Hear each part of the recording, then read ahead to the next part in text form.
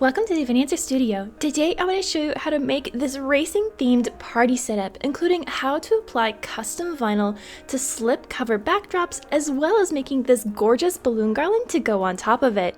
Today's garland is made up of clusters of 6 balloons, 5 11-inch and 1 17-inch in each cluster.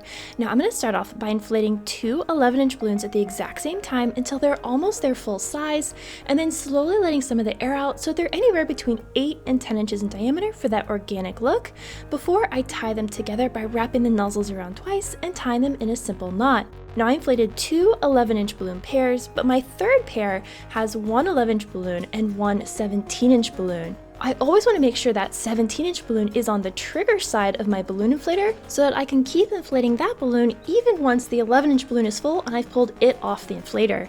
To join these 3 pairs into a cluster, I'm going to take the first 2 pairs and overlap them so that all the nozzles touch in the center, and then twist one balloon from each of those pairs around them, locking them into a quad. To this, I'm going to slip the third pair right in between 2 balloons of that quad so that all the nozzles touch in the center, and then take one balloon from the pair and one balloon from that quad and twist them around each other, locking them into this cluster of 6 balloons. I then repeated this process so I had 4 clusters in each of my 4 colors to tie into my garland. I'll be assembling the garland using an empty 260 balloon to tie all the clusters together, but you could always use fishing line or curler ribbon if you prefer that. I tied the end of my 260 to the nozzles of my cluster by pinching it right against the nozzles and then just wrapping it around some of those balloons a couple times, and that'll secure it in place. Now I'm going to take my second cluster and nestle it right up against the first, and then pull that 260 that we tied to the first cluster through the center of the second one, and then wrap it in a figure 8 pattern around 2 of the balloons in that new cluster, and that'll keep my balloons nice and snug together. I then repeated these steps until I had 5 clusters all tied into a garland, making sure I paid special attention to the colors I'm putting right next to each other so it has a nice organic look. Then once you tie that 5th one in place, take any remaining 260 tail and tie it to one of the nozzles in that final cluster so that they won't come undone. I made 2 garland sections to this length, and any of the remaining balloon clusters I'll tie into this garland later on. Now we need to prep the backdrop that we'll be attaching our garland to, and this is a 6-foot tall metal frame, and I'm using a white slip cover right over the top of this. I prefer to use this combination of frame and fabric over the solid backdrops as they're much easier to transport and to store. An easy way to give a custom feel to this backdrop is through vinyl cutouts. I made this Too Fast design, and I'll have it linked below if you'd like to use it for your own party, and I simply cut it out on my Cricut using black removable vinyl.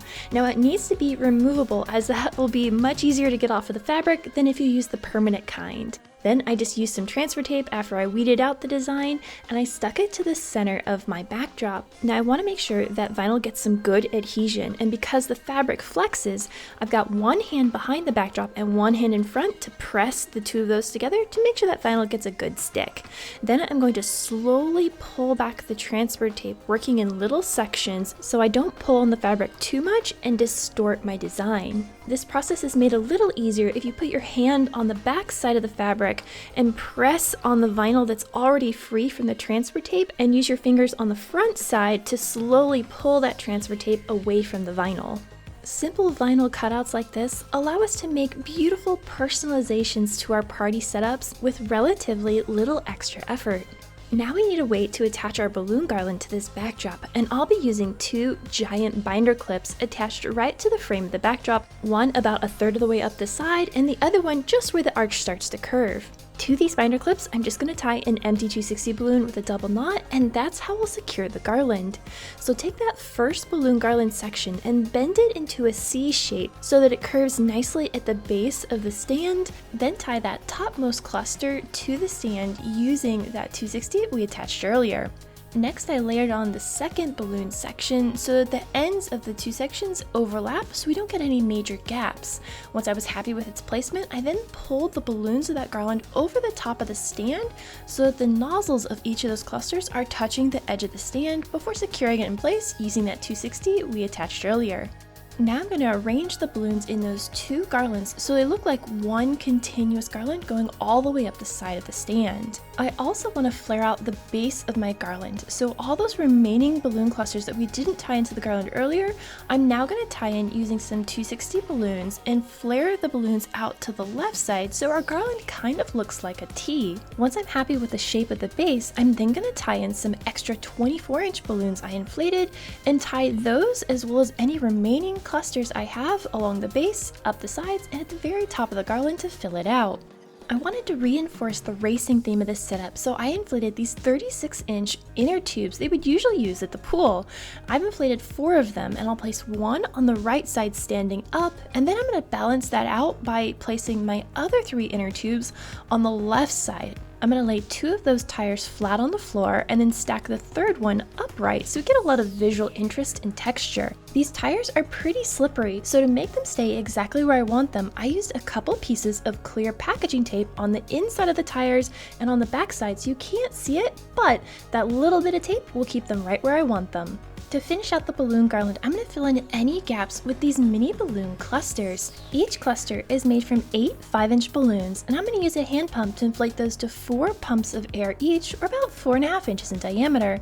Once I've got 2 of those inflated, I'm going to tie them together into a pair, and then once I've made 2 pairs, I'm going to twist them into a quad just like we did with the larger balloons earlier. Now take 2 quads of the same color and tie them together with an empty 260 balloon that you cut in half. Then tie 1 quad to each end of that 260. An easy way to do this is to pinch the end of that 260 against the nozzles of the quad and then stretch it tight and wrap it in a figure 8 around a couple of those balloons, and that'll secure it to the end. To tie these into the garland, stretch the 260 tight between those 2 quads and wrap them behind one of the balloons that's already attached to the garland so that the 260 balloon is hidden from sight.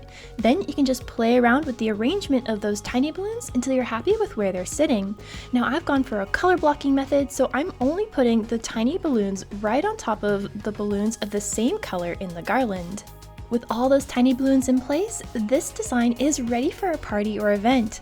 If you enjoyed today's setup, you should check out this video. And until the next time, remember, stay creative everybody!